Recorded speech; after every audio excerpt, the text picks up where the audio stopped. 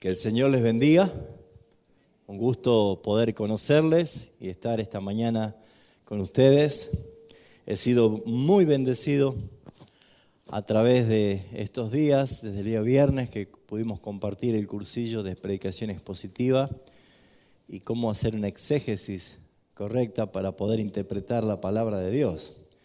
Así que muy agradecido de haber tenido 21 participantes, que ha sido de gran bendición para mi vida y espero que el Señor haya también instruido la vida de cada hermano para poder seguir adelante.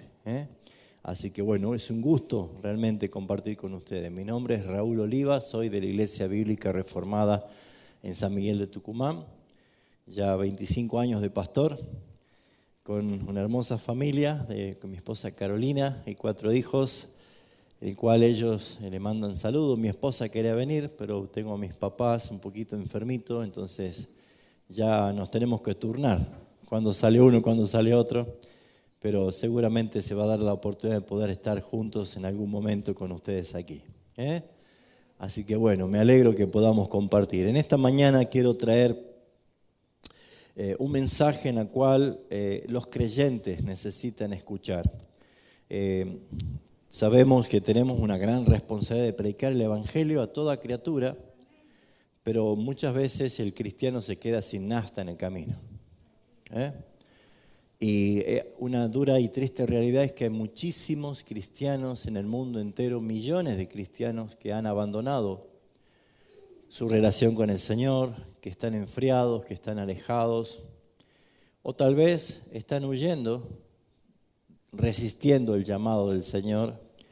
Y este mensaje es la batería más grande, la pila más grande que podemos recibir nosotros es ¿qué es lo que valoramos nosotros como cristianos para que nos dé fuerza para seguir?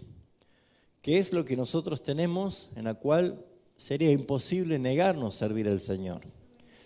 Y yo creo que esto es resaltar y reconocer y recordar una salvación maravillosa que el Señor nos ha dado.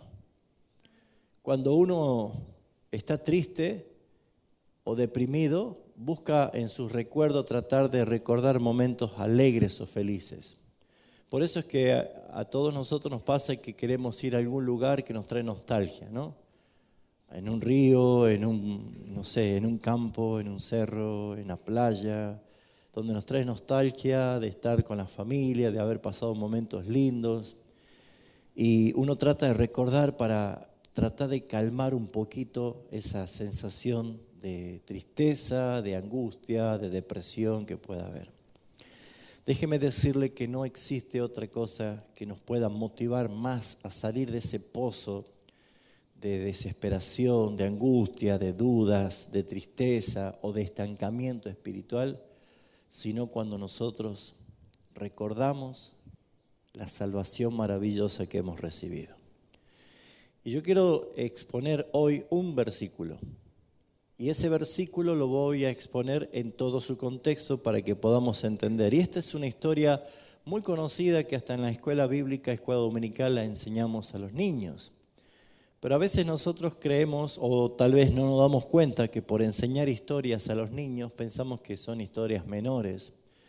Pero déjeme decirle que todos, aún hasta los más grandes teólogos, nos deleitamos en cuanto a la palabra de Dios hasta en una coma, porque todo nos ayuda.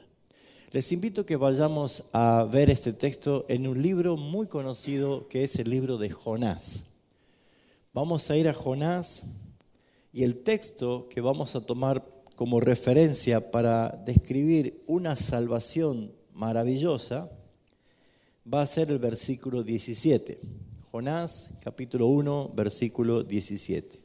Como Dios es tan bueno, nos ha dado un índice en la primera hoja para que el que no encuentren a Jonás, no lo busquen ahora dentro de un pez, lo busquen allí en la primera hoja de la Biblia, ¿sí? Así que busquen tranquilo, nadie se tiene que avergonzar ni ponerse triste, busque Jonás, Y cuando ya lo encuentre, vamos a leerlo. ¿Ya están todos?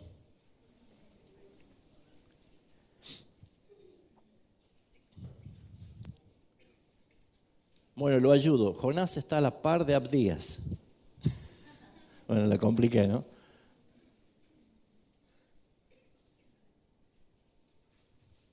¿Ya está? ¿Sí?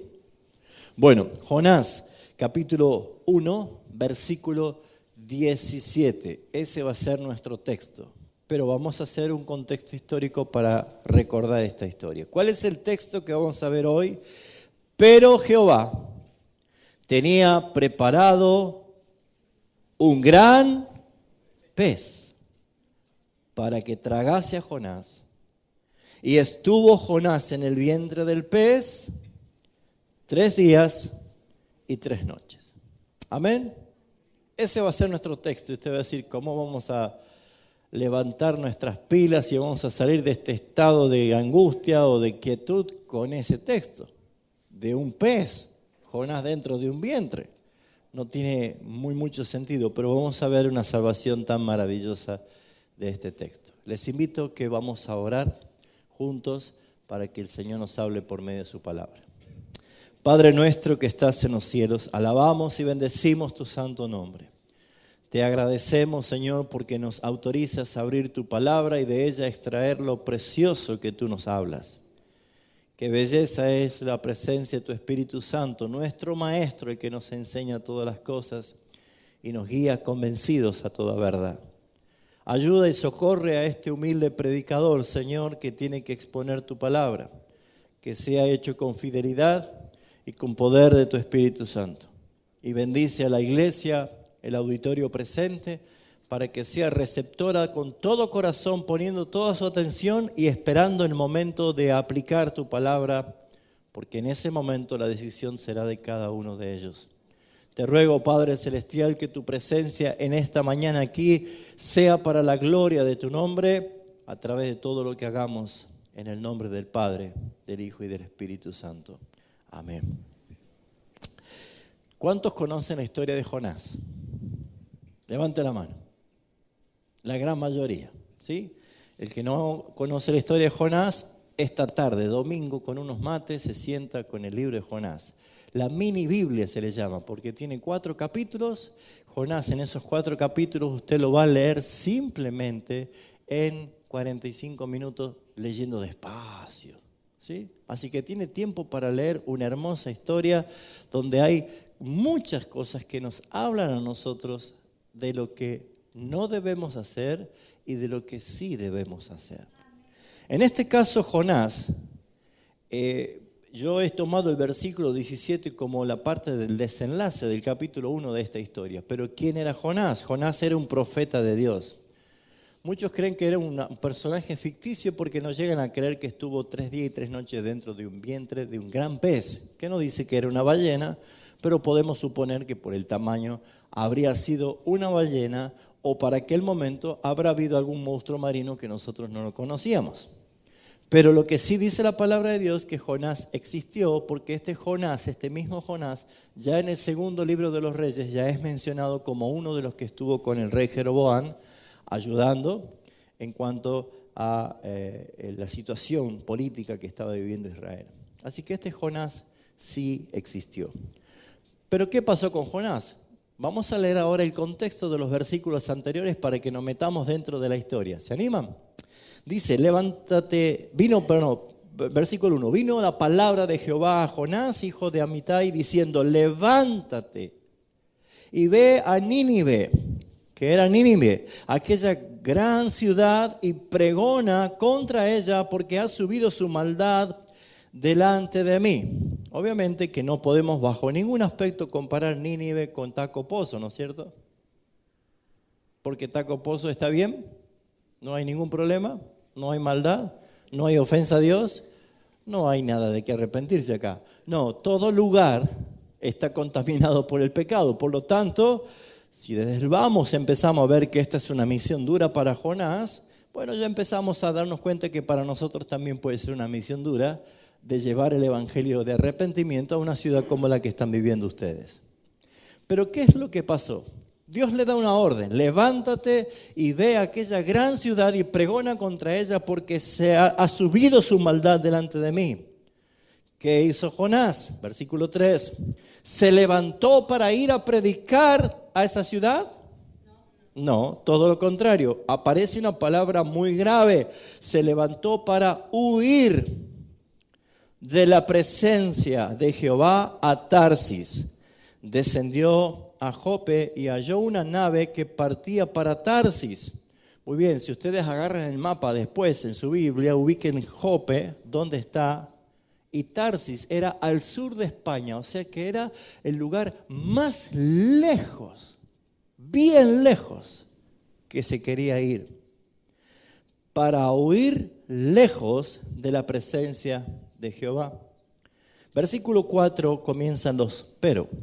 Pero Jehová hizo levantar un gran viento en el mar y hubo en el mar una tempestad tan grande que se pensó que se partiría la nave. Los marineros tuvieron miedo y cada uno clamaba a su Dios y echaron al mar sus enseres que había en las naves para descargarlas de ellos. Pero Jonás, que había bajado al interior de la nave, se había echado a dormir. Qué actitud, ¿no? Y el patrón de la nave se acercó y le dijo: ¿qué tienes, dormilón? Levántate y clama a Dios. Quizás tendrá compasión de nosotros y no pereceremos. Y dijeron cada uno a sus compañeros: venid, echemos suerte para que sepamos a causa de quién nos ha venido este mal. Y echaron suerte, y la suerte cayó sobre Jonás. Bueno, déjeme decirle que la suerte no existe, hermanos. Hay un Dios de soberanía, porque el Proverbio 16 dice que la suerte es echada en el regazo, pero la decisión es de Dios. Dios es el que decide. Así que la suerte no es suerte, sino que es diseño de Dios. Bueno, Jonás fue descubierto, aquí la suerte cayó sobre Jonás. Versículo 8, entonces ellos les dijeron: decláranos ahora por qué nos ha venido este mal. ¿Qué oficio tienes? ¿De dónde vienes? ¿Cuál es tu tierra? ¿De qué pueblo eres? Y él les respondió: soy hebreo y temo a Jehová, Dios de los cielos, que hizo el mar y la tierra. Y aquellos hombres temieron sobremanera y dijeron: ¿por qué has hecho esto? Porque ellos sabían que huía de la presencia de Jehová, pues él se los había declarado. Versículo 11. Y le dijeron a Jonás: ¿qué haremos contigo? ¿Qué haremos contigo? Qué pregunta, ¿no? ¿Para que el mar se nos aquiete? Porque el mar se iba embraveciendo más y más. Y él les respondió: tomadme y echadme al mar, y el mar se os aquietará. Porque yo sé que por mi causa o por mi culpa, ha venido esta gran tempestad sobre vosotros. Y cuando los hombres trabajaban para hacer volver la nave a tierra, mas no pudieron, porque el mar se iba embraveciendo más y más contra ellos. Entonces clamaron a Jehová. Ya no eran sus dioses. Ahora los marineros paganos clamaron a Jehová diciendo: te rogamos ahora, Jehová, que no perezcamos nosotros por la vida de este hombre, ni pongas sobre nosotros la sangre inocente. Porque tú, Jehová, ¿qué dice? Has hecho como has querido.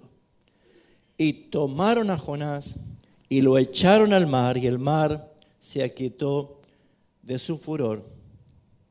Y temieron aquellos hombres a Jehová con gran temor, y ofrecieron sacrificios a Jehová e hicieron votos. Y ahí viene nuestro texto. Pero Jehová tenía preparado un gran pez para que tragase a Jonás. Y estuvo Jonás en el vientre del pez 3 días y 3 noches. ¿Recordó esta historia? ¿Por qué Jonás decide que lo echen al mar? Fue una decisión fatal que tomó Jonás. Jonás ya decidió morir, porque no había ninguna otra alternativa. Él tomó una fatal decisión de que lo arrojen al mar, y era asegurada la muerte en forma inevitable. Seguro que moriría. Estaba en el medio del mar, en una furiosa tempestad, y Jonás dice, tíreme al mar. Jonás no tenía ninguna esperanza, Jonás no iba a ofrecer resistencia, Jonás se iba a dejar morir en las profundidades del mar. Esa es la triste realidad de muchos cristianos que están alejados de Dios, que huyen de Dios o que están totalmente en descenso, porque Jonás descendió de Jope al puerto, del barco a lo más bajo y ahora a lo más profundo del mar. Jonás ya no tenía esperanza. Y déjeme decirle que pecar no es gratis, tiene sus consecuencias. Pecar y alejarse de Dios es terrible, mas el que los confiese y se aparta hallará misericordia. Pero, ¿qué podemos ver nosotros de este estado? ¿Habrá sido el fin de Jonás? ¿Murió Jonás? ¿Qué pasó con Jonás? Los que conocen la historia saben qué pasó con Jonás.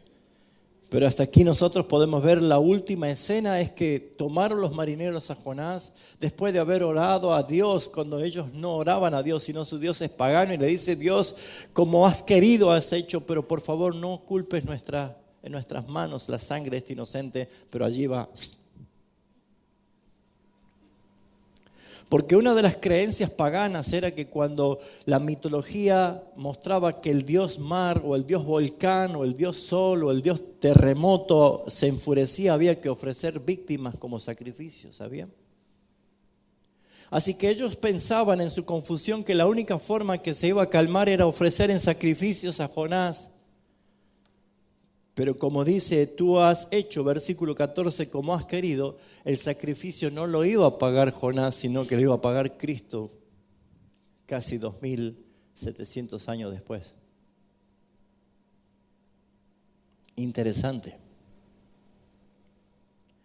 Pero nuestro texto es el versículo 17. Pero Jehová tenía preparado un gran pez que tragase a Jonás, y estuvo Jonás en el vientre del pez 3 días y 3 noches. Ahora déjeme decirle, mis hermanos, que Jonás no estaba dentro del vientre de un pez como muchas veces lo imaginamos, o como las historietas de las escuelas bíblicas lo presentan, o como una que otras películas pueden pensar que Jonás estaba dentro de una caja vacía que se llamaba pez y él estaba allí arrodillado, orando.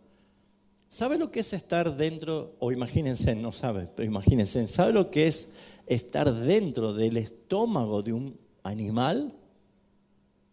Primero, era un lugar oscuro, no había luz. Segundo, era un lugar incómodo. ¿Habrá estado apretado? ¿Cómo habrá caído y así estuvo 3 días y 3 noches? Era un lugar bastante asfixiante, no había oxígeno. Era un lugar húmedo, era un lugar inestable porque iba de un lado a otro. Bonito lugar para hacer un culto de oración, ¿no es cierto? Nosotros cuando queremos orar ponemos música de alabanza suave, de adoración, un piano instrumental, acondicionamos nuestro lugar para entonces orar. Jonás estaba dentro del vientre de un pez, maloliente, putrefacto, húmedo, oscuro, inestable, inseguro, sin oxigenación. Bueno, así es la vida de un cristiano que está atrapado en el pecado, en oscuridad, en inseguridad, está atrapado en un lugar incómodo, está atrapado en la asfixia que lo rodea. Es el mejor momento para orar cuando alguien está así. Dios quería que esté a solas con él, ya sea en la iglesia o dentro del vientre de un pez. Dios se iba a encontrar con él. Pero yo voy a extraer 7 enseñanzas de ese versículo 17 para que nosotros podamos empezar a entender que cualquier estado de ánimo que pueda tener un cristiano en el día de hoy, que se siente seco, derrotado, se siente angustiado, no sabe para dónde ir, no está motivado, siente como que está cada vez más difícil, que rezonga, que arrastra los pies, que está quejándose todo el tiempo, que no le encuentra el sentido a vivir como cristiano en un mundo que se deteriora, déjeme decirle que lo mejor que nos puede pasar es recordar, glorificar y poder celebrar una maravillosa salvación que nos ha dado el Señor. Y quiero extraer de este versículo 7 enseñanzas que nos va a llevar a permitir exaltar a Dios de esta maravillosa salvación. ¿Cómo comienza el versículo? Dice la palabra pero. Digo conmigo pero. Pero es una palabra que cambia como bisagra una situación u otra, ¿no es cierto? Boca iba perdiendo con River, pero al final empatamos. ¿Sí? Siempre pero es cambiar la condición. Siempre ese pero. Hubo una tormenta torrencial, pero al rato salió el sol. Fui al cajero a cobrar y no había plata, pero en ese momento vino el camión de caudales y puso plata. ¿Vio que el pero cambia la situación en el momento?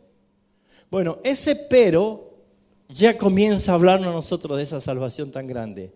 Porque esta salvación, número uno, es una salvación inesperada.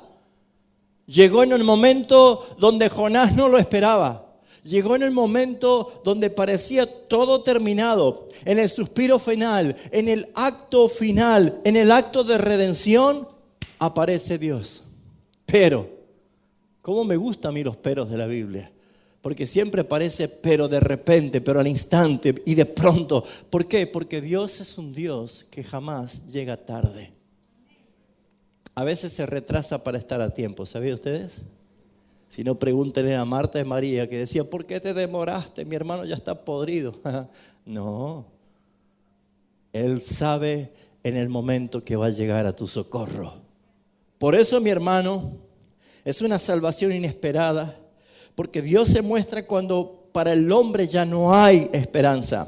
Cuando para el hombre ya no hay salvación. Cuando pareciera que todo está terminado es cuando Él irrumpe. Cuando Él actúa. Cuando el médico dice no hay nada por hacer. Cuando la situación matrimonial dice aquí se termina todo. Cuando los hijos parecieran que ya están totalmente perdidos. Cuando la situación pareciera que ya no daba más. Cuando la iglesia pareciera ser que se está por destruir. Cuando cualquier situación parece que ya no va más. Allí aparece Dios. Pero y usted, mi hermano, fue salvado de esa forma cuando usted no lo esperaba. Usted fue salvado, recuerde cómo era antes. Recuerde el momento que Dios llegó a su vida, cómo Él llegó a su vida. Cuando usted no tenía esperanza, cuando estaba desahuciado, cuando estaba muerto en delitos y pecados, cuando para usted nadie le daba ni 10 centavos. Pero la salvación es inesperada. Nadie lo esperaba y llegó el Señor. Número 2, la salvación es divina, porque dice, pero Jehová, o pero Dios. La salvación es divina. No llegó ninguna otra solución. No llegó nadie para socorrer a Jonás. No vino nadie más que Dios. Porque nuestra salvación es una salvación divina. ¿Por qué? Porque Dios es el protagonista de esta historia, mis hermanos. Fue Dios quien llamó a Jonás. Fue Dios quien puso en Jonás la intención, la carga de ir a Nínive. Jonás se rebela, huye y busca un barco para huir. Y fue Dios el que levantó la tempestad en el mar. Fue Dios el que hizo que la suerte cayera contra Jonás. Fue Dios quien puso en el corazón de estos marineros el decir qué iban a hacer. Fue Dios el que tenía preparado ese gran pez. Por eso, mis hermanos, tu salvación y mi salvación no es de nadie más que de Dios. Dios es el que te miró a ti. desde antes de la fundación del mundo. Y Dios determinó el momento preciso para venir a salvarte. Dios es el único que dominó las circunstancias y que tenía todo planificado. Dios es el único. El gran pez que había preparado Dios no era para un juicio de destrucción. No era como ese tiburón blanco que lo trituraba al que caía al mar. No era ese gran pez preparado para un juicio de destrucción, sino un elemento de salvación. Dios había determinado salvar a Jonás. Pero qué bárbaro. De esa forma, pues los marineros dijeron: pues tú, Jehová, has hecho como has querido. Amén. Dios estaba presente. Era Dios el que estaba en medio de esa circunstancia. Dios es el que estaba salvándolo. Por eso es que nuestra salvación primeramente es ¿cómo? Inesperada. Número 2, nuestra salvación es divina. Pero ¿qué más dice? Pero Jehová dice algo, tenía preparado. O sea que nuestra salvación es planificada. Número 1, nuestra salvación es inesperada. Nuestra salvación es divina y nuestra salvación es planificada. No hay accidente en las cosas que pasan. No lo hay. Dios no es un Dios de plan B. No es que se le arruina el plan A y ahora tiene que pensar cómo hace. Dios no transpira ni se pone nervioso ante las circunstancias. Todo acontece conforme a lo que Él ha planificado. Todo está bajo perfecto control de Dios. Nuestro Dios es soberano. Nuestro Dios todo lo que quiso hacer ha hecho. Salmo 119, 16 dice: en tu libro estaban escritas todas aquellas cosas que luego fueron formadas sin faltar una de ellas. Qué maravilloso nuestro Dios. Isaías 46, 10, no lo busque, dice: yo anuncio el final desde el principio. Desde los tiempos antiguos lo que nos había sucedido y lo que va a suceder. Y que yo digo, mi propósito se cumplirá y haré todo lo que yo quiero. Hermanos, Dios tenía preparado. Dios no fue sorprendido. Dios no estaba diciendo: ay, Jonás, ¿qué estás por hacer, Jonás? No hagas esa locura, Jonás. No, Jonás, ¿cómo vas a decir que te tiren al agua, Jonás? No, te tiraron al agua. Ahora, ¿cómo hago para salvarte? No. Tu Dios, mi Dios, nuestro Dios, es un Dios de planes. Es un Dios que tiene todo perfectamente diseñado. Hermanos, todo lo que has vivido en tu vida no fue un accidente. Fue un plan soberano de Dios, de la forma que viviste, de la forma que has transcurrido esta vida, dónde naciste, quiénes fueron tus padres, las circunstancias que tuviste. Gracias, pastor. Todo eso forma parte de una expresión de soberanía de Dios. Hermanos, ¿por qué? Porque todo va encauzándose. Ayer me gozaba al escuchar al pastor el testimonio de ese accidente que tuvo en Metán con este hombre de la moto que pasó por encima de él cuando él intentaba doblar. Y él, pensando que ya estaba muerto, después de un tiempo reaccionó, se levantó y agarró la moto y siguió, después de haber cruzado los papeles. Y después este hombre lo identificó y lo llamó para que vaya a orar por él, y resulta que era en la legislatura tucumana. Le habrá contado el testimonio, ¿no? Pero ¿qué accidente tuvo ese hombre? ¿Qué accidente? ¿Dónde está el accidente? Está el decreto eterno de Dios en el propósito eterno. Mi papá fue convertido por el Señor gracias a un ladrón. Porque un ladrón entró a robar la casa de un misionero y mi papá trabajaba en una camisería. Y este misionero no tenía ropa para ponerse por todo lo que le había robado y se fue a comprar camisa, y allí se encontró con mi papá y le habló de Cristo y mi papá se convirtió. ¡Qué bárbaro este ladrón!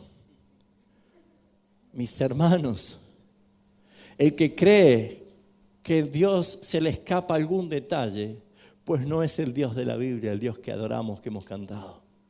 Ese Dios que adoramos es un Dios que es un Dios de planes, es un Dios de propósitos, y son perfectos y se cumple, y nada impide que sus propósitos sean llevados a cabo, nada. Por eso, mis hermanos, recordar de esta salvación que nos salvó es maravilloso. ¿Por qué? Porque llegó a tu vida en una forma inesperada. Porque la salvación vino directamente de Dios. Él es el que te buscó para salvarte. Y es una salvación planificada. Porque todo lo que pasó contigo tiene ahora mucho sentido al entender que todo lo que aman a Dios, todas las cosas les ayudan a bien. Porque si esto fue el precio para que yo te conozca, Señor, amén. Y mis hermanos, ninguno de nosotros llegamos a Cristo diciendo, ¡oh, qué buen día hoy para conocer a Cristo! Ninguno de nosotros nos levantamos una mañana diciendo, ¡qué hermosa mañana para rendir mis pecados a Jesús! No, todos vinimos destruidos. Todos llegamos desahuciados, culpados por el pecado, acusados por Satanás, sin esperanza, con una vida prácticamente en agonías. Allí llegó el Señor. Así que imagínense en Jonás, en el agua, ya en el agua, dejándose hundir, dejándose hundir, dejándose hundir. Basta ya, se terminó mi vida. No, Jonás, allí te mando yo un rescate. ¿Un barco? No. ¿Qué fue? Un gran pez tenía preparado. Por eso es que nuestra salvación es inesperada, divina, planificada. Número 4, nuestra salvación es una salvación incomprensible. Porque ¿qué era lo más lógico? Que si Jonás lo tiraban del agua, cayese arriba de una tabla flotante, ¿no es cierto? Por lo menos. Y estaba allí por lo menos para salvarse. Como el Titanic, ¿no? ¿Vieron la película? Hubiera sido lógico que justo en ese momento que tiraron a Jonás, a pocos metros haya habido otro barco que lo rescatara. ¿Sí o no? Pero era lógico y razonable que Dios haya tenido preparado un gran pez. Pues mis hermanos, nuestra salvación no tiene lógica, porque ¿quién iba a rescatarnos a nosotros? ¿Alguien esperaba a Jesucristo? El mundo no le esperaba, el mundo no le conocía, dice la palabra de Dios. El mundo esperaba otro tipo de Salvador. El mundo, los judíos, esperaban otro tipo de rey.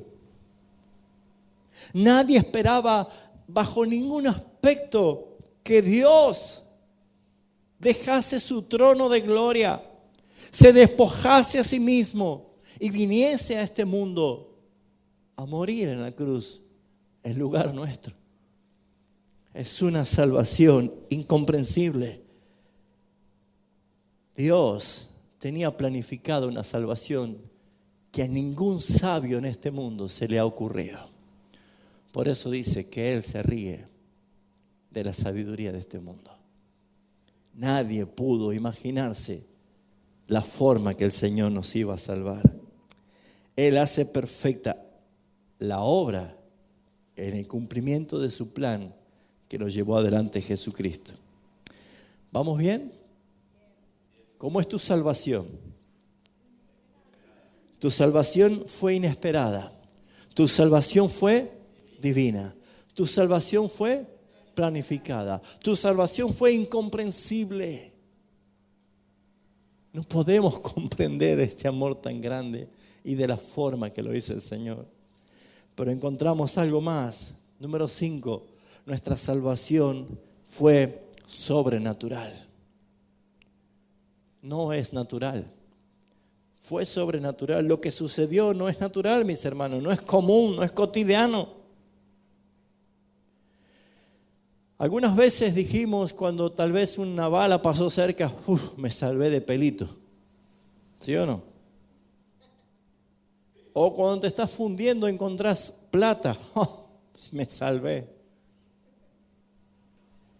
O cuando estás raspando la olla y ganaste la lotería. ¡Oh, estoy salvado!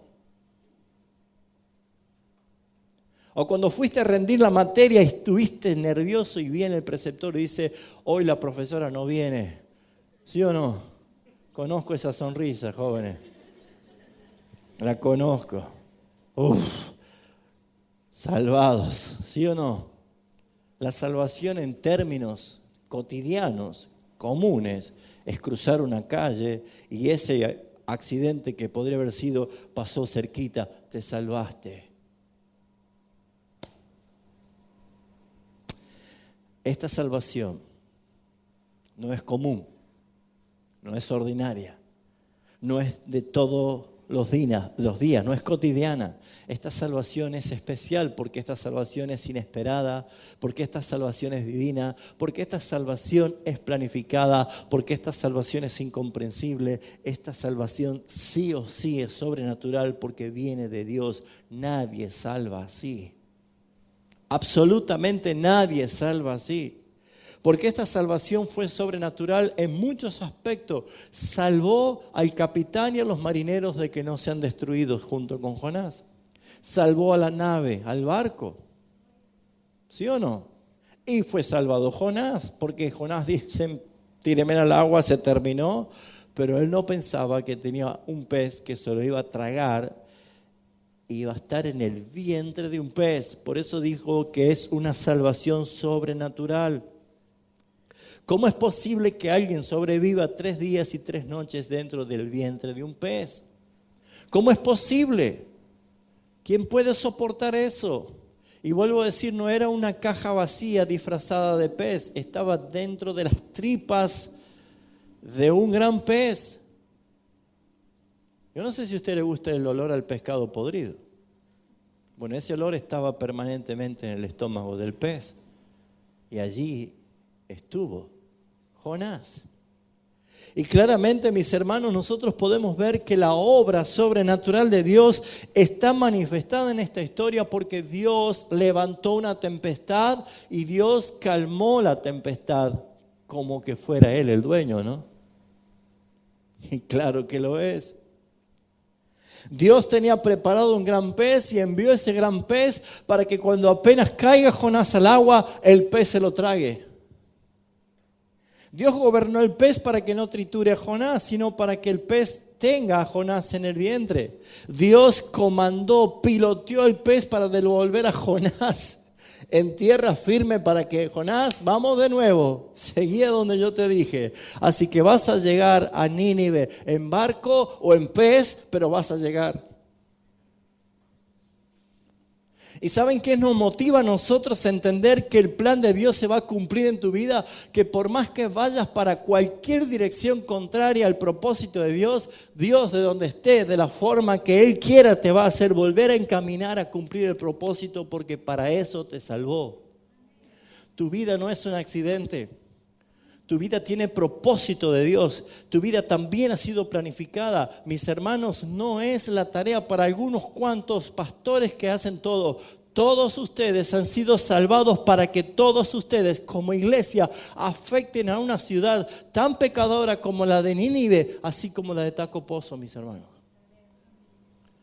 Porque puede abundar la oscuridad de la brujería, la tempestad de la drogadicción, la delincuencia, la violencia de género. Ahora la gran profanación de la identidad de género sobre los niños. ¿Y qué va a hacer usted? ¿Está durmiendo en el fondo del barco, dormilón? ¿Está huyendo? Porque Jonás dice, pagó para irse bien lejos. O sea, él buscó cuál es el barco que iba lo más lejos. Si hubiera charlado un poquito con el salmista David, le hubiera comentado un poquito el Salmo 139. ¿A dónde huiré de tu presencia? ¿A dónde? ¿Cree que puede huir del Señor? Él te salvó porque Él quiere que cumplas su plan, su propósito. Por lo tanto, es Él el que perdonó y restauró a Jonás. Hermanos, el capítulo 2, usted tiene allí la más bonita oración que puede haber hecho Jonás en toda su vida. Y no la hizo dentro de un templo, no la hizo en un santuario, no la hizo en una habitación preparada para orar, la hizo dentro del vientre de un pez. El lugar era totalmente incómodo, no eran las condiciones requeridas para orar. Mis hermanos, nosotros para orar queremos hasta un almohadoncito para que cuando nos arrodillemos no nos duela la rodilla. Hermanos queridos, nosotros ponemos demasiadas condiciones para llegar al mismísimo trono de la gracia. Pero ¿saben cuándo nosotros valoramos esto? Cuando Dios obra en nosotros por segunda vez. Por eso, mis hermanos, todos los que han estado alejados, todos los que han estado viviendo hasta perdidamente como el pródigo, cuando vuelven por segunda vez y reciben el perdón del Señor, la restauración del Señor, son los mejores al servicio del Señor. Porque tienen heridas y cicatrices que no quieren volver, quieren consagrar su vida al Señor. Por eso, mis hermanos, todo lo que Dios hace por segunda vez es mucho mejor. Adán era perfecto, pero pecó, pero el segundo Adán es el mejor de todos, que es Cristo. La gloria postrera será mucho mejor que la primera. Mis hermanos, todo lo que Dios hace por segunda vez es mejor, como aquella vasija de barro que hacía el alfarero y se echó a perder en su propia mano. Y no la tiró, sino que dice Jeremías 18, y vino y la hizo otra vasija según le parecía mejor hacerla. ¿Podemos pecar, somos débiles, podemos caer, ojalá que no, pero déjeme decirle que nosotros vemos una nueva oportunidad en esta historia. Porque ¿qué dice el capítulo 3, versículo 1? Vino pues, bueno, vamos a leer el 2:10. Y mandó Jehová al pez y vomitó a Jonás en tierra. Soberanía de Dios, ¿no? Tocó el timbre y bajó en la esquina. Aquí en la tierra. Hasta ese gran pez se arrimó, ¿no? Y lo dejó allí, a la puerta.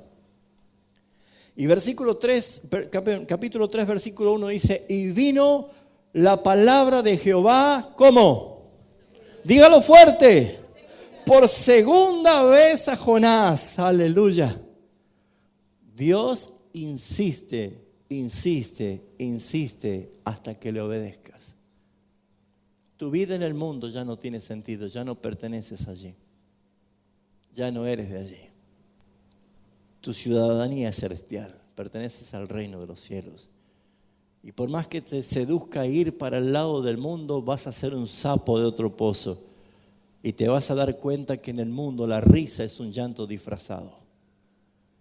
Y que tu gozo eterno está en los brazos del Señor, en el nuevo pueblo, en la nueva iglesia que Él formó y compró con su sangre. Por eso dice, mirad cuán bueno y cuán hermoso es habitar los hermanos juntos en armonía. Es tan hermoso que Dios allí envía bendición y vida eterna. Sus ojos están puestos al clamor de los justos, sus oídos atentos al clamor de ellos. Hermanos queridos, no hay un lugar más precioso en el universo que la iglesia de Jesucristo. ¿A dónde quiere irse? ¿Por qué está usted diciendo, no sé si cambiarme de iglesia? ¿A dónde quiere ir? ¿Un árbol volando vio que dio fruto alguna vez? El árbol tiene que estar arraigado y, si es posible, bien cerca de las aguas, como taco pozo. Un árbol plantado al lado del pozo. ¿Saben qué es? Que su hoja siempre estará verde, sus frutos siempre van a estar visibles. Hermanos, usted debe entender que vino la palabra por segunda vez a Jonás y le dijo lo mismo que le dijo al principio: levántate y ve a Nínive, aquella gran ciudad, y proclama contra ella el mensaje que yo te diré. ¿Qué le está diciendo el Señor? Yo voy a seguir al lado tuyo. Yo voy a seguir al lado tuyo. Amén.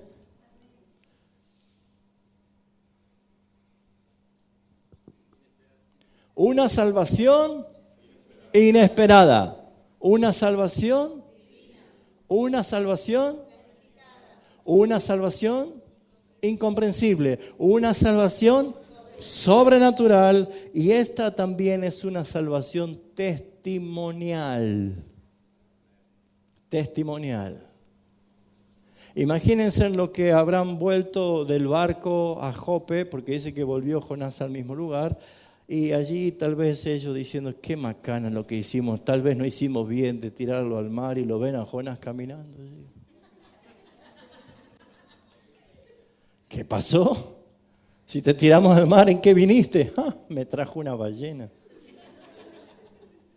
¿Se dan cuenta ustedes que es algo que no se puede ocultar? ¿Se da cuenta que es algo testimonial? Tu salvación no la escondas. No pertenezcas al espionaje secreto de Jesucristo donde nadie sabe que eres creyente. Cuidado. Dios no necesita servicio de inteligencia, sino que seamos luminares, que nos vean todos. Hasta hermanos, miren, nosotros éramos conocidos antes como los hombres de del libro. Así nos conocían, ¿no? Ahora lo guardo en el celular, en el bolsillo. Hermanos queridos, la iglesia debe identificarse porque tu salvación, como la de Jonás, es testimonial.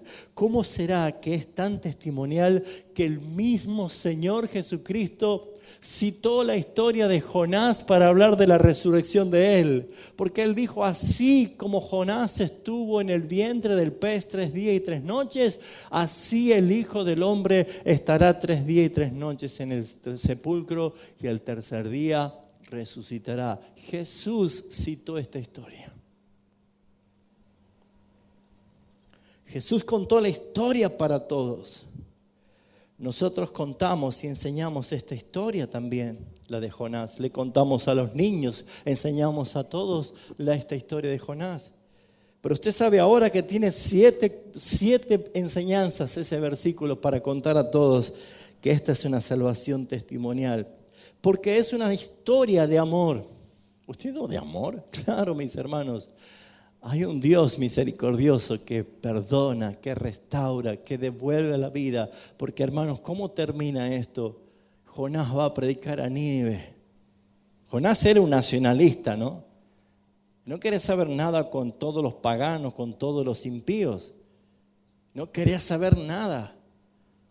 Así que él iba a dar juicio. De acá a 40 días Dios los va a destruir a todos. Mire qué mensaje, ¿no? Pero ¿qué hizo Dios? Tocó el corazón del rey. Empezó a tocar el corazón de todo el pueblo de Nínive, la ciudad de Nínive. Y se convirtieron todos. Es una historia medio extraña también porque no termina con ninguna salutación. En capítulo 4 termina con una pregunta. Y termina con Jonás enojado. Mis hermanos queridos, es una salvación testimonial porque, mis hermanos, Dios es el protagonista de esta historia. Dios quiere salvar a una ciudad entera como Taco Pozo. No tiene ningún problema Dios. Gracias por ese entusiasmo, hermano. Amén. ¿Usted quiere que sus amigos, compañeros de trabajo, sus familiares, parientes sean salvos? ¿Qué hace durmiendo? Si usted tiene una salvación tan maravillosa, ¿qué hace allí? Quieto, inerte. Levántate, ve y di lo que yo te voy a decir. Entonces vamos a esperar que Dios me hable. Pero si acá tiene la voz de Dios audible. ¿Quiere escuchar la voz audible? Pues lea en voz alta la Biblia. Acá está todo lo que Dios quiere decirle. Por eso, mis hermanos, es que uno no puede callarse. Esta historia es una historia contada por el mismo Señor Jesucristo de la manera maravillosa que Jonás fue salvado. Y nosotros tenemos que contar la historia de Jesucristo de la maravillosa manera que Él nos salvó a nosotros. Porque nadie pensaba que con una cruz íbamos a ser nosotros salvados. Final, número 7, séptima enseñanza. ¿Se anima a decirla toda? A ver si ya la aprendió. Nuestra salvación es maravillosa, ¿por qué? Porque es inesperada, divina, planificada, incomprensible, sobrenatural, testimonial. Y ahora nuestra salvación es para la gloria de Dios. Por eso nos salvó. Porque Dios es glorificado, porque todo es de Él, por Él y para Él. Toda la obra de la salvación es para la gloria del nombre maravilloso de Jesucristo, como dice Pablo en Filipenses capítulo 2. Dios lo exaltó hasta lo sumo y le dio un nombre que es por sobre todo nombre, para que toda rodilla de la que está en los cielos y la tierra y debajo de ella se doble y toda lengua confiese que Jesucristo es el Señor. ¿Sabe lo que es toda rodilla en los cielos, en la tierra y debajo de ella? Quiere decir que incluso hasta las mismísimas rodillas del mismísimo Satanás también tendrá que arrodillarse y levantar su dedo y decir: Jesucristo, Él es el Señor. Él no se va a salvar porque está condenado, pero toda lengua va a terminar confesando, como los que se salvan y como los que se pierden. Toda rodilla dirá: Jesucristo es el Señor. Él es el que lleva toda la gloria. Los que se salvan dirán: Jesucristo es el Señor, porque para siempre es su misericordia. Y los que se pierden dirán: Jesucristo es el Señor. La gloria es para Él por su justicia, porque nosotros somos pecadores y merecemos estar en este infierno. Hermanos, todo es para la gloria del Señor. Absolutamente todo, mis hermanos, porque el propósito de la salvación es la gloria de su nombre. Miren conmigo lo que dice Apocalipsis capítulo 5, versículo 11 al 14.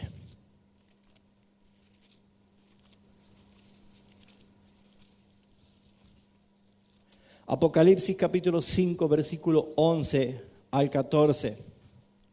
Esto es extraordinario. Esto es maravilloso. Esta es la visión celestial. Esto es lo que Juan vio como algo glorioso, sublime, majestuoso. Y miré y oí la voz de muchos ángeles alrededor del trono y de los seres vivientes y de los ancianos, y su número eran millones de millones, que decían a gran voz: el Cordero que fue inmolado es digno de tomar el poder, las riquezas, la sabiduría, la fuerza, la honra, la gloria y la alabanza. Y todo lo creado que está en el cielo y sobre la tierra y debajo de la tierra y en el mar y todas las cosas que en ellos hay, oí decir al que está sentado en el trono y al Cordero: sea la alabanza, la honra, la gloria y el poder por los siglos de los siglos. Y los 4 seres vivientes decían: amén. Y los 24 ancianos se postraron sobre su rostro y adoraron al que vive por los siglos de los siglos. Todo es para su gloria. Tu salvación es para su gloria. Tus caídas y tus levantadas es para su gloria. Tus extravíos y tus encuentros son para la gloria de Dios. Hermanos queridos, no se desahucie, no se deprima. Usted es amado por el Señor. Usted fue salvado con el más grande amor y misericordia de nuestro Señor Jesucristo. Déjeme decirle que tu salvación también fue maravillosa, porque fue maravilloso cómo te salvó. Recuerda, hermano, recuerda cómo te salvó. Fue maravilloso el momento que te salvó. Recuerda en el momento. Es el momento. Él no llega tarde. Él no llega tarde. Él hace todas las cosas conforme a su plan. Recuerda qué maravilloso el momento que te salvó. Fue maravilloso en el dónde te salvó. ¿Dónde estabas? ¿Dónde estabas? En el hospital desahuciado, con un revólver en la cabeza, con una horca en tu cuello. ¿Dónde estabas? Con una botella de alcohol, golpeando a tu esposa, maltratando a tus hijos. ¿Dónde estabas? Tirado en un zanjón, perdido en las drogas, en el ocultismo, en la hechicería. ¿Dónde estabas llorando en lo más profundo de tu rincón, de tu cuarto, a oscuras, desahuciado, después de una violación, después de maltrato, después del abandono de tus padres? ¿Dónde estabas? ¿Dónde estaba la gente? ¿Dónde estaba el mundo? No había nadie más que uno: Jesucristo. Él es el que vino a buscarte. Fue maravillosa la salvación, porque como Él te salvó, en el momento que te salvó, de dónde te salvó, y es maravilloso el para qué te salvó. No te salvó para estar sentado en una silla, te ha regalado dones espirituales, te ha dado habilidades, te ha dado la gracia de Dios de tener siervos que te instruyan y te enseñen la palabra de Dios, te ha dado un llamado. Te ha dado de su Espíritu Santo, te ha perdonado todos tus pecados pasados, presentes y futuros. Todos están lavados por la sangre del Cordero. No hay quien te acuse, no hay quien te condene, no hay quien te separe del amor de Dios. No existe cosa creada que te pueda separar del amor de Dios. ¿Cuál es tu excusa para no servirle? Porque Él te salvó para que seas para su gloria. Para que hables de Cristo, para que te consagres, varones, conságrense al Señor en esta iglesia, ríndanse al Señor y no pongan excusas que no saben qué van a hacer, porque Dios dice que tú eres un recipiente vacío y Él lo va a llenar. Hace falta mujeres de oración, hace falta jóvenes consagrados en santidad, mis hermanos. Por eso es maravillosa. Porque fue maravilloso ver y saber quién te salvó. Y lo maravilloso es la esperanza de que Él viene pronto a buscarnos, a buscarte, a cambiar totalmente tu miseria por la gloria misma de Cristo, para disfrutar de su presencia. Hermanos, muchos todavía creen que vamos a estar arriba de una nube blanca tocando el arpa. Hermanos, la Biblia dice cielos nuevos y tierra nueva. Esta tierra tendrá tal gloria que es comparada con el cielo. Por eso decimos nos vamos al cielo. Pero la Biblia habla de una tierra no totalmente restaurada.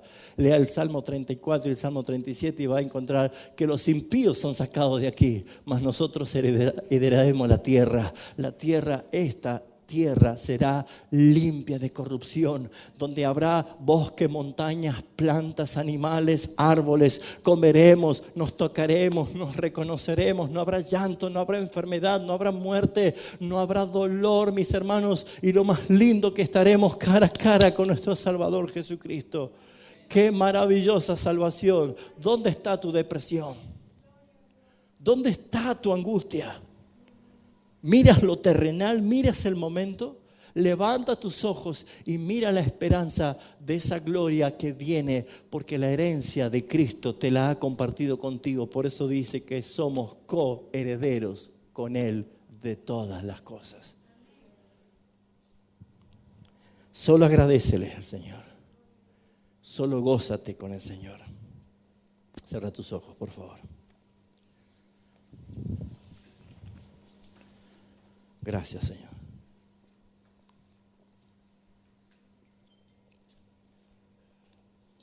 Yo no sé qué pasa en tu corazón ahora. No lo sé. Tampoco es tarea mía, pero el Espíritu Santo sí, porque Él es el que está aquí, que es Dios, que conoce todo y que es el que convence, y seguramente te ha tocado en algún área de tu vida este mensaje. Pero es muy probable que alguno de ustedes en esta mañana vino a probar su última oportunidad. O tal vez con la inercia de la costumbre de todos los domingos de venir a un culto y todo sigue igual. Pues déjeme decirte que hoy puede ser el último día de cualquiera de nosotros o de todos nosotros si hoy viene el Señor. Pero lo que tienes que saber en esta mañana, mis hermanos, es que hay una nueva oportunidad. Que Dios no rechaza a sus hijos. Él es amplio en perdonar. Él es misericordioso. Solo tiene que venir en confesión. Solo tienes que venir a Él diciéndole: Padre mío, te amo, porque eres grande en misericordia. ¿Cuántos jóvenes atrapados en la pornografía? ¿Cuántos matrimonios destruidos? ¿Cuántos adulterios reales y virtuales que hay? ¿Cuántas madres que han perdido la esperanza de ver a sus hijos libres de la droga, libres del alcohol, del maltrato de Satanás en el mundo? Ya muchos cristianos están abandonando sus horas de oración porque creen que ya no va a cambiar nada. Nunca te olvides que Dios es un Dios que se manifiesta de una forma inesperada, planificada, sobrenatural, divina, incomprensible. Ese es nuestro Dios. Yo te invito en el nombre de Jesús, de que en este momento hagas tu oración personal allí donde estás y le digas: Padre mío, te amo, porque me estás dando una oportunidad nueva. ¿Y sabes qué vas a hacer con este sermón? ¿Va a ser una palabra que entra por un oído y sale por el otro, salpicada de alguna emoción? ¿O te está llevando el Espíritu Santo a tomar una convicción? Yo que vos, si estás convencido por el Espíritu, me rendiría hoy al Señor y le diría: Señor, me consagro a ti. Y no pasaría el día que le diga a su pastor: Pastor Vicente, cuente conmigo para lo que sea. Este varón de Dios, aún con su impedimento físico, nunca ha parado de obrar por amor de Cristo. Hermanos, ¿no es hora de honrar al siervo con tu servicio, con tu compromiso, con tu trabajo? ¿No es hora de que la iglesia aquí en Taco Pozo sea despertada? Que no estén esperando de un político que le dé un aventón. No estén esperando simplemente de que un profeta trucho venga a entretenerlos con algo. Hermanos, tenemos la palabra de Dios. Tenemos nosotros el poder del Evangelio. Les invito en el nombre de Jesús que allí donde está, en silencio, ore y tome una decisión. ¿Qué va a hacer? ¿Se va a levantar y va a obedecer al Señor? ¿O va a seguir huyendo como Jonás? Que el Señor les bendiga.